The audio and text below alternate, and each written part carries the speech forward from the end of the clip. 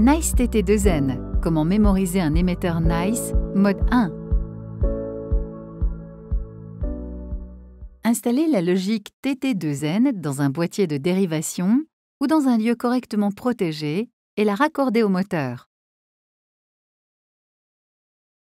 Attention, la logique de commande ne permet pas de régler les fins de course du moteur. Pour cette procédure, suivre les indications du manuel d'instruction du moteur tubulaire installé. Dans un circuit avec plusieurs logiques de commande, raccordez une logique à la fois au réseau électrique. Ne pas raccorder plus d'un moteur pour chaque logique. Utilisez éventuellement les modules d'expansion Nice TTE appropriés. Alimentez la logique. Cette dernière exécute 2 clignotements longs.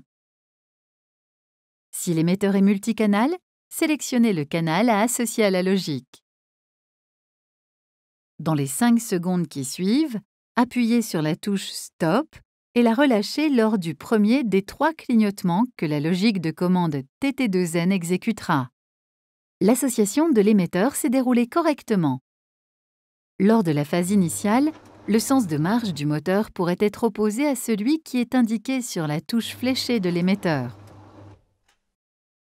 Tous les branchements doivent être effectués en l'absence de tension électrique.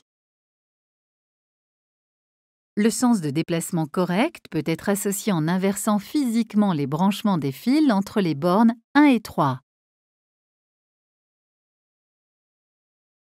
Durant le fonctionnement, la logique ne doit pas être heurtée et ne doit subir aucun impact avec d'autres objets. Pour vérifier que la programmation s'est déroulée correctement, appuyez brièvement sur la touche fléchée haut de l'émetteur et vérifiez que le volet roulant monte jusqu'au point de fin de course haut. De la même manière, appuyez brièvement sur la touche fléchée bas de l'émetteur et vérifiez que le volet roulant descend jusqu'au point de fin de course bas. Placez ensuite la logique de commande TT2N dans le boîtier de dérivation.